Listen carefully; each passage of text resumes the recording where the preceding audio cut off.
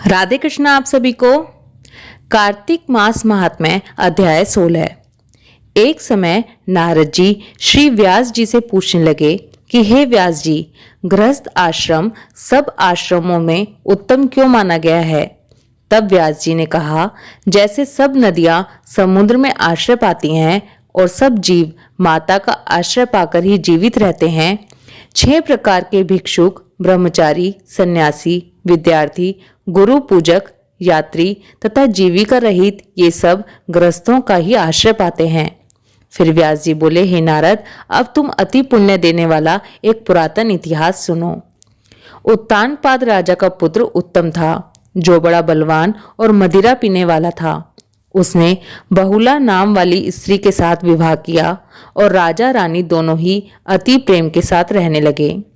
एक समय राजा ने वैश्य का नृत्य देखते हुए मदिरा का पान किया और रानी को भी मदिरा पान के लिए कहा, परंतु रानी ने उसका कहना नहीं माना।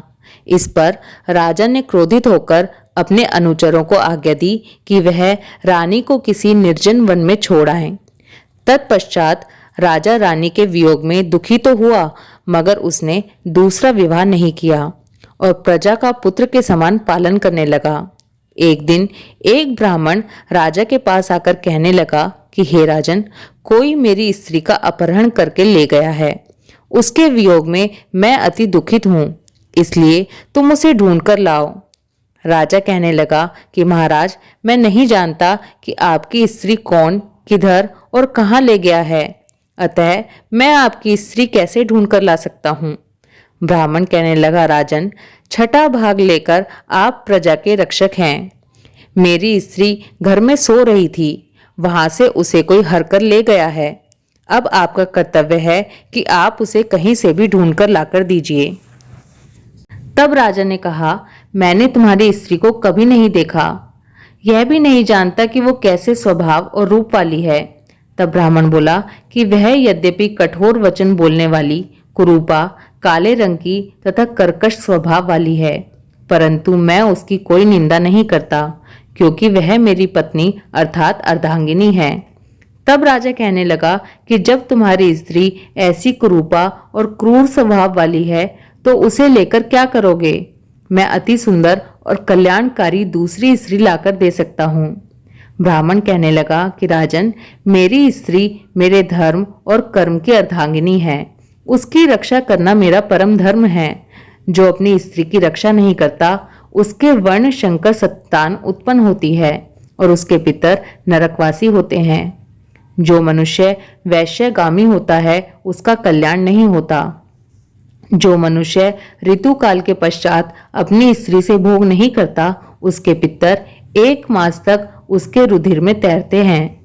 ब्राह्मण के ऐसे वचन सुनकर राजा अपने शस्त्र लेकर रथ पर सवार हुआ और चारों ओर घूम फिरकर उसकी स्त्री को खोजने लगा। कुछ दूर जाकर उसने एक आश्रम देखा, जहां पर एक महान तेजस्वी ऋषि कुशा के आसन पर विराजमान थे। राजा को देखकर भी उस ऋषि ने राजा का कोई आदर सत्कार नहीं किया और बोला, मैं जानता हूं कि तुम राजा उत्तानपाद के पुत्र हो, मगर तुम यहाँ किस कारण से आए हो। राजा कहने लगा, हे मुने, ब्राह्मण के घर से कोई इसकी स्त्री को हरकर ले गया है, मैं उसी की खोज में इधर आया हूँ, परंतु आपने अर्घ्य आदि कुछ भी नहीं दिया और ना ही किसी प्रकार का सत्कार किया, इसका क्या कारण है। ऋषि ने उत्तर दिया, राजन, तुम अर्घ्य योग्य होते हुए भी इस समय उसके पात्र नहीं हो, क्योंकि तुमने अपनी निरपराध स्त्री को वन में त्याग दिया है।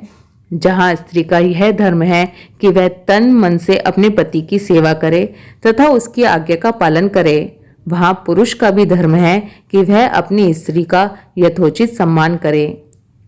जिस घर में स्त्रियों का मान होता है, वहां पर देवताओं का वास होता है। जहां स्त्रियों का अनादर होता है, वहां कभी सुख शांति नहीं रह सकती। इतना सुन राजा लज्जा युक्त होकर पूछने लगा कि भगवान, आप भूत, भविष्य और वर्तमान तीनों काल के जानने वाले हैं, इसलिए कृपा करके बताइए कि ब्राह्मण की स्त्री को कौन और कहाँ हरकर ले गया है। ऋषि कहने लगे कि राजन, अदिति का पुत्र वलाक नामक राक्षस उस ब्राह्मणी को उत्पलावर्त वन में हरकर ले गया है। सो जाओ और उसको ढूंढकर ब्राह्मण का संयोग कराओ। राजा ने मुनि को प्रणाम किया और अपने रथ पर सवार होकर मुनि के बताए हुए मार्ग पर जाकर उत्पलावर्त वन में जा पहुंचा। वहां जाकर देखा कि एक स्त्री विल्व फल खा रही है। जैसा ब्राह्मण ने बताया था वैसा ही उसका रंग रूप देखकर राजा ने उसे पहचान लिया और कहा कि हे कल्याणी, तुम कौन हो और इस वन में कैसे आई हो? ब्राह्मणी बोली, मैं अति रात्र ब्राह्मण की पुत्री और विलास पुत्र की स्त्री हूँ। मैं अपने घर में अकेली सो रही थी कि वलाक नाम वाला यह राक्षस मुझको हरकर यहाँ पर ले आया है। यहाँ लाने के बाद ना तो उसने किसी बात का कष्ट दिया और ना ही मेरा सतीत्व नष्ट करने की चेष्टा की। इतना होने पर भी मैं यहाँ अत्यंत दुखी हूँ। राजा ने कहा कि हे ब्राह्मणी, वह राक्षस कहाँ गया है? मुझको तुम्हारे पति ने ढूंढने के लिए भेजा है। ब्राह्मणी ने कहा कि वह इस वन में अमुक स्थान में गया है। तब राजा ने ब्राह्मणी के बताए हुए स्थान पर जाकर राक्षस को देखा। राजा को देखकर वह राक्षस उसके पैरों पर गिर पड़ा और कहने लगा कि हे राजन, मुझे क्या आज्ञा है? राजा ने कहा कि हे निशाचर, तू इस ब्राह्मणी को क्यों लाया है? राक्षस कहने लगा कि राजन, जो हुआ सो हुआ। अब आप मुझे जो भी आज्ञा देंगे मैं प्रसन्नता पूर्वक उसका पालन करूंगा। तब राजा ने कहा कि हे निशाचर, यदि तू इस स्त्री के साथ विवाह करना चाहता है तो देख, यह अत्यंत कुरूपा है।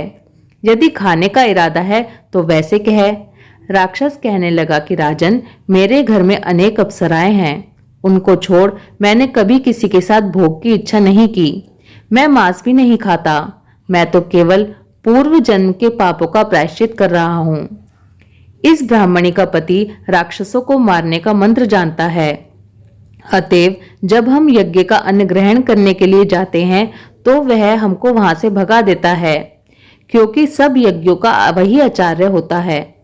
इसी कारण उस ब्राह्मण को दुखी करने के लिए मैं उसकी स्त्री को हरकर ले आया हूं, क्योंकि बिना स्त्री के पुरुष कर्म का अधिकारी नहीं होता।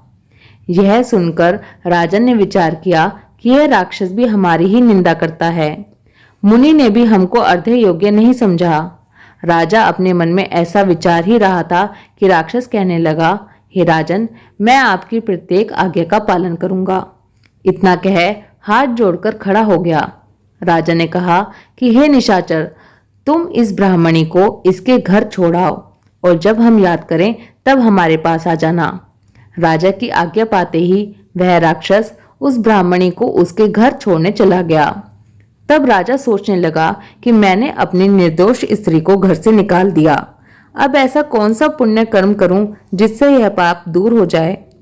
तब राजा पुनः उन्हीं मुनि के पास गया और उनसे अपना कर्तव्य पूछा।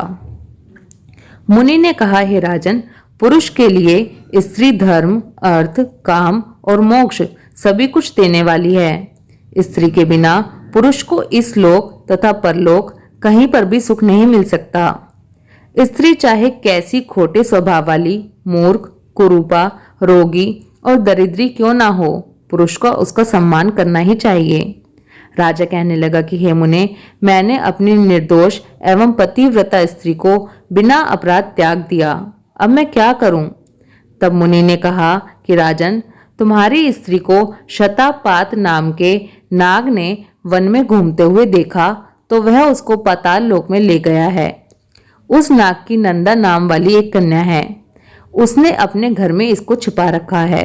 यह सुन राजा वहां से अपने घर आया और ब्राह्मण को स्त्री सहित अपने घर में देखकर बहुत प्रसन्न हुआ। तत्पश्चात राजा ने वलाक नामक राक्षस को याद किया तो वह तुरंत ही राजा के पास आकर उपस्थित हो गया। वलाक को देख राजा ने उसे पाताल लोक से अपनी स्त्री को लाने का आदेश दिया। उसके बाद वह राक्षस पाताल लोक को गया और वहां से राजा की स्त्री लाकर उसे सौंप दी। तत्पश्चात राजा रानी बड़े प्रेम से रहने लगे। नारद जी कहते हैं, हे राजा प्रथु, हमने तुमको गृहस्थ आश्रम महात्म्य अति विस्तार सही सुनाया। अब और क्या सुनने की इच्छा है सो कहो। कार्तिक मास महात्म्य अध्याय 16 समाप्तम। ओम नमो भगवते वासुदेवाय नमः। राधे कृष्णा।